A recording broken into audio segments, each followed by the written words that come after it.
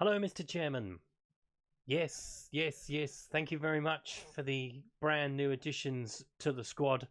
They are going to make an awful lot of difference going forward. Hello, everyone. I'm FMZ, and welcome to episode 3 of the European Roadtrip with RB Leipzig. Today we've got a few results to run through for you, a bit of news as you can see, as well as a couple of new additions. Don't forget, if you enjoy this content, please leave a like on the video, subscribe to the channel if you haven't done so already. Don't forget to click the notification bell to know when a new video goes up on the channel, and also to leave me a comment as well. So we'll start with the big news from inside the squad that we already had, and that is Dayot Unchino has committed his long-term future to RB Leipzig, a 4-year deal worth £11 million, £52,000 a week. He does have a release clause in there of £68 million, and that is going to be the minimum we are going to take for him as I look to keep hold of him. But then moving on to the new additions to the squad, and this one I could not believe we got it done. Manchester City have released us on loan Ferran Torres. Why he was listed for loan, God only knows, but Manchester City's loss is our gain. A 3.5-star attacking right midfielder, which is exactly what we really needed to add to the squad. Pace of 15, acceleration of 17, technique of 14. He has it all. At 20 years of age, this kid is going to go very, very far in the game. And we have shored things up at the back as well by bringing in German Pizzella from Fiorentina for a fee of £8.5 million. A 3.5-star defender, an Argentinian international. At 29, he is above what we should be buying, but it was a no-brainer really. We needed a bit of experience at the back. All of our defenders are 23, 22, 21 years old. So this guy will come in and add a lot more experience, as I've already mentioned, to the back line, and I'm delighted to see him here. Now let's move on to the results we've had since we were last together. And following the match with Bayer Leverkusen, it was a 2-0 win over Schalke. Let's take a look at the goals from Hichan and Sabitzer. And the first goal coming up on 35 minutes. Heinrichs with the ball on the right-hand side, over the top, looking for Hichan in behind. A lovely finish for 1-0. And then Sabitzer made it 2 on 50 minutes. Hichan with the ball into him. Nice bit of intricacy. Heinrichs with the ball once more. Back to Sabitzer, rolling it into the net as we beat Schalke by 2-0. We followed that up with a comfortable 3-0 win away at Augsburg. Goals from Forsberg, Hichan and Kluivert. We even had the opportunity to miss a penalty. Let's take a look at the goals from this one.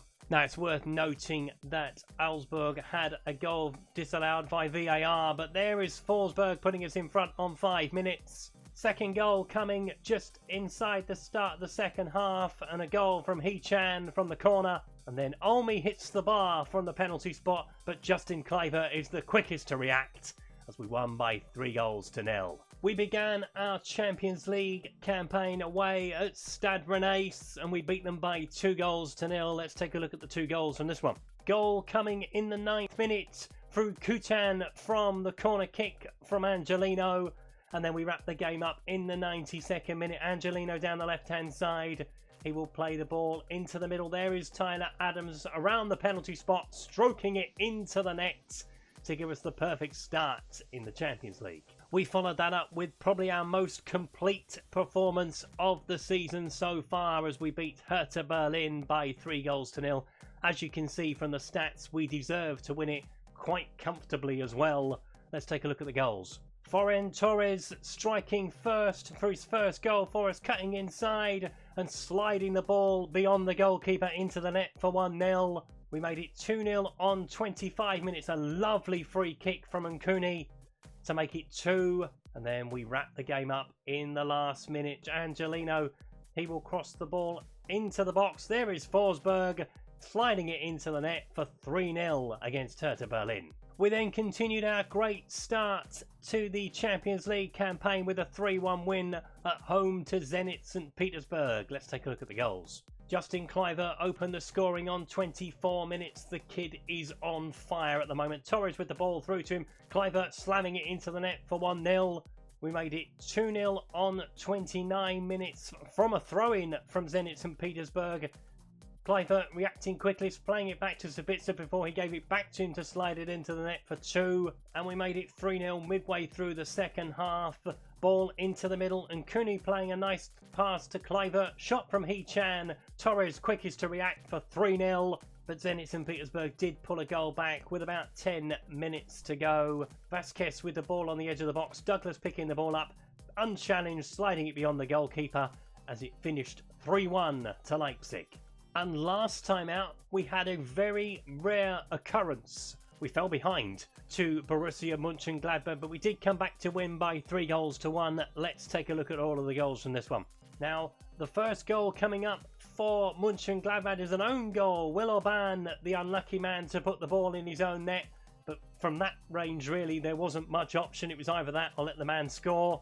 But we did fight back in the second half. Yusuf Poulsen with the first goal of the comeback.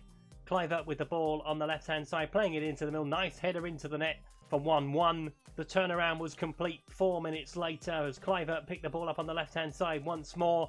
Poulsen, there he is around the penalty spot, making his way into the Sidjark box before tapping in for 2. And Pezzella with his first goal for us, attacking at the far post as we made it 3-1 as the comeback was complete. So what has that done to the league tables? Well, we'll take a look at the Champions League first of all. 6 points from 6 so far, and Chelsea to come in the next episode. That will be a very important tie. If we can win that, we are potentially 1 win away from making the knockout stages in the Champions League. In the Bundesliga, we are top of the league, so we are top of the league. A massive goal difference over Bayern Munich, but the top 3 separated by 2 points. The usual suspects making their way to the top of the table, although Eintracht Frankfurt are having an amazing start to the season with 12 points from the 6 games that they've played.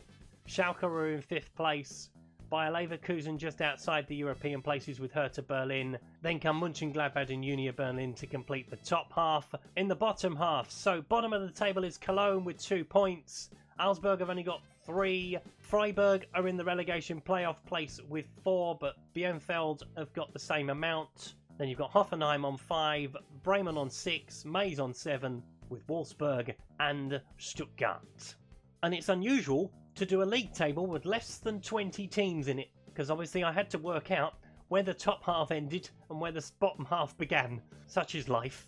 But a great roundup of matches there. 2 fantastic additions to the squad as well. Ferran Torres and German Pezzella, 2 amazingly good players to add to an already amazing squad. So as I mentioned, next time around we are off to Stamford Bridge in the 3rd Champions League group game to take on Chelsea. What a game that is going to be next time around.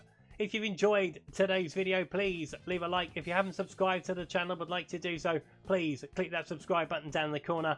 Don't forget, if you've got any comments to make on today's video, please leave them below. Also, don't forget I'm a member of the FM Creators community and the Passion for FM team. The link to the Discord servers is in the description. I will see you next time. Thanks very much for watching. Goodbye.